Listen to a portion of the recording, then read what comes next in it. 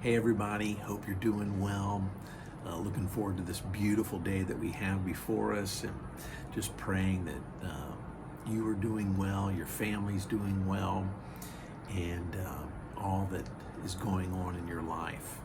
And praying for God's blessings upon you, and strengthening you, and encouraging you. And I just wanted to share something with you today that kind of a focus I've been talking about.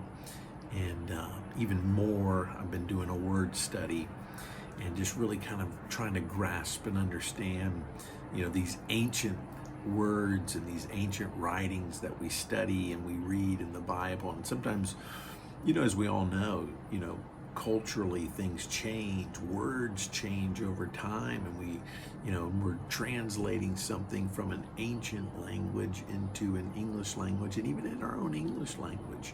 Even English-speaking people all around the world, we use different phrases, we use different words, and we use different understandings of what those words are. So it's really important for us to stop and go, okay, it's not just English words. And I think that's why sometimes we misinterpret what Scripture's saying, or we miss the nuance of what the writers were conveying. And one of these moments is when John writes his letter in the Gospel of John, and he writes in the first chapter, he does this whole play and parallel off in the beginning, off of Genesis.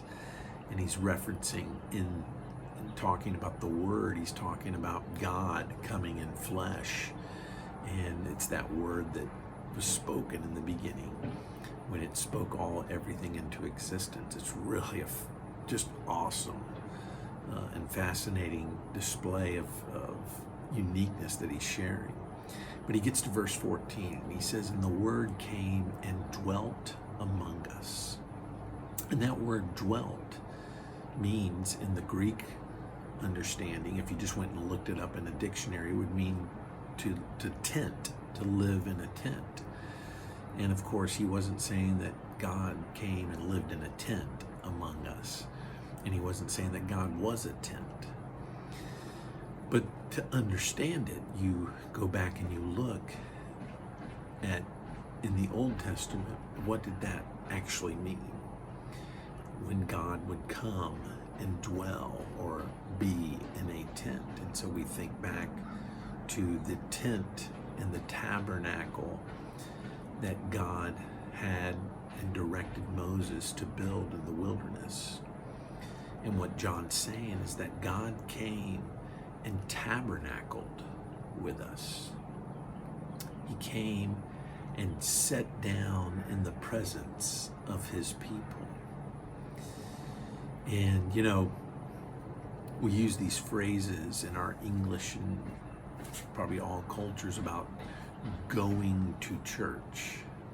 And you guys have heard me share, and I've talked for years, that there is no such thing as going to church. I know and I understand what we're saying in that, but that's not what God was trying to communicate to us. He wasn't about going to church, even though in those moments, that was how God operated. You came to the tabernacle. The high priest went into the tabernacle, or the temple in Jesus' day, for God's presence to come and tabernacle, tent with them, and be with them. And John is specifically writing and saying, here's what's actually happening now, is that God is tenting with us, tabernacling with us. No longer is it in that tabernacle or that temple that we've built, the portable tabernacle that they traveled with in the wilderness, and now the physical temple that they've built in Jerusalem. No longer is that the case. And that's why the temple was eventually in 70 AD demolished and has never been built back. And people keep talking about, well, we're going to build it back. And God moved from that physical temple to you and I. And he came and he dwelt in these temples, temples of flesh. temples that he designed. You know, I shared recently about being statues, being idols. The reason why God said not to make idols in the Old Testament was because we are the idols. We are his images that he once lived out among people.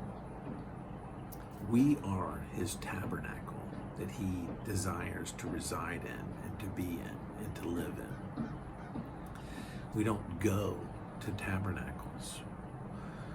We man-make buildings and we man-make temples and church buildings, but that's not God's design. God's design is to be in you and in me. And wherever you are today watching this video, for one, 2 or 3 of us are gathered in this video, which means God's in it. We don't have to physically, which is so awesome in this day and time, even be in the same place. We're tabernacling with God. His presence is in the midst of this. But wherever you are in your situation right now in life, whatever you're going through, whatever you're facing, whatever circumstances are happening right now, I pray you sense God's presence in you. And just saying, God, make yourself real to me right now. In this moment, in this tabernacle, take up residence, tent with me, and be here with me, and comfort me and strengthen me in my spirit and in my heart. So you have strength to live for today and to serve and honor him and idol him in the world. So I encourage you. I bless you today. I love you. I bless you with health and healing and wisdom and knowledge and power and prosperity and the gifts and the fruits of the Spirit of God to be evident and flowing in your lives. Have a great day and a great week.